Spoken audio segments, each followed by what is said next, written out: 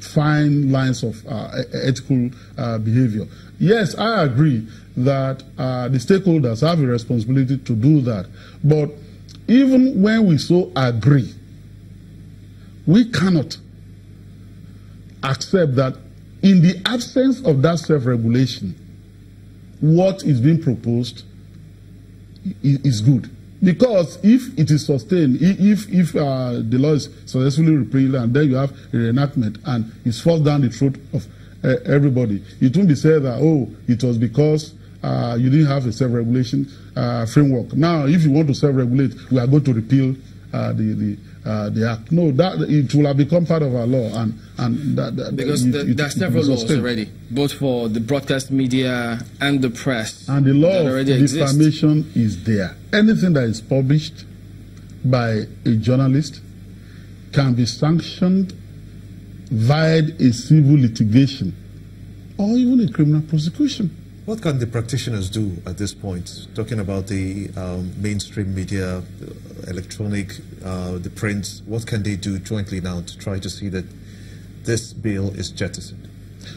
Well, they do what should be done first.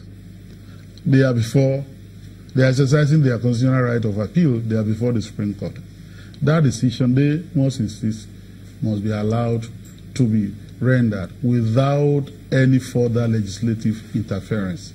In other words, they should insist that all these public hearing, reconsideration of the bill, repeal should be stopped immediately.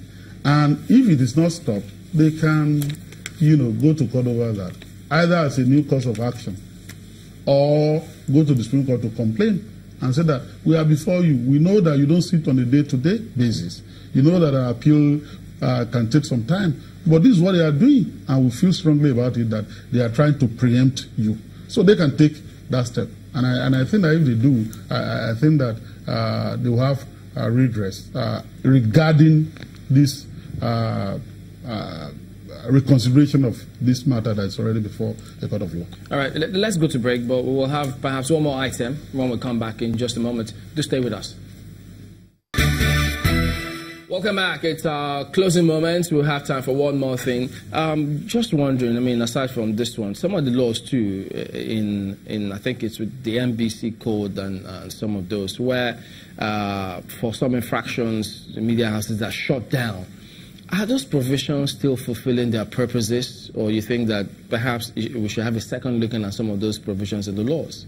I think that we should have a second look at those provisions. I know that for the broadcast media, there is this immediacy in transmission of information, and therefore it may be argued that having recourse to the law court first before taking any punitive or disciplinary action against a media organization could be fraught with danger, right? But I'm a rule of law person. Any law that allows the rule of the thumb, that allow subjective determination of what a wrong is or what an infraction is, that law ought to be looked at very, very carefully. The NBC self-decides that you have infracted the code, and they slam something on you. So you can then go and complain later, maybe in a court, or appeal to them and all that. Whereas, ordinarily, the award of punishment in society is the exclusive preserve of the judicial system. So, for example, what will be lost if the law were to be revoked? To say that if NBC feels that you've infracted, NBC can then go to a court of law and obtain an order, ex parte order, to shut you down or to do something, which ex parte order can then be suspended or lifted later. That would then mean that somebody, a judex, dispassionately outside the NBC, will look at the matter and hold the scale between you, the accused person, and the person who is accusing you. Right now, what happens is that the accuser becomes your own judge.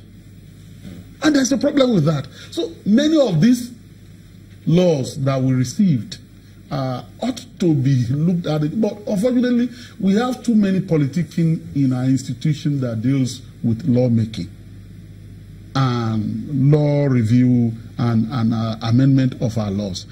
So, and they don't focus on their primary duty. So this bill is politically motivated? I have no hesitation in answering that. And it's instructive that although it's a private member bill, as I understand, it's instructive that this is taking place under the Buhari administration. In the first incarnation of President Muhammadu Buhari, his relationship with the media was not rosy at all.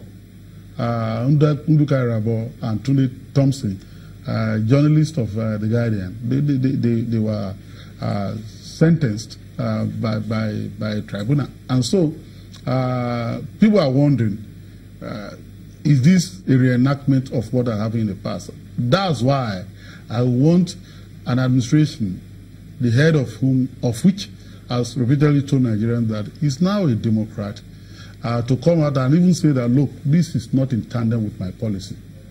To use his exalted position as the president of Nigeria to discourage what the National Assembly is trying to do. Always a pleasure to have you. Regardless of the fact that this is not an executive bill. All right, Jiti Ogunye, a legal practitioner, thank you very much indeed for coming on this morning. Thank you. Well, that's the show today, but our correspondent in Abuja has just confirmed to us that the residences of the Senate President, Dr. Bukola Saraki, and the Deputy Senate President, Ike Ekweremadu, have been blocked by security agencies, but we're trying to find out why, what exactly is going on. So we'll get you more information when we do have that. Thank you for watching. We'll see you tomorrow. I'm Chamberlain Ustav. And I'm Gimba Umar. Have a wonderful day ahead, everybody. I am Ajuri Ngilale.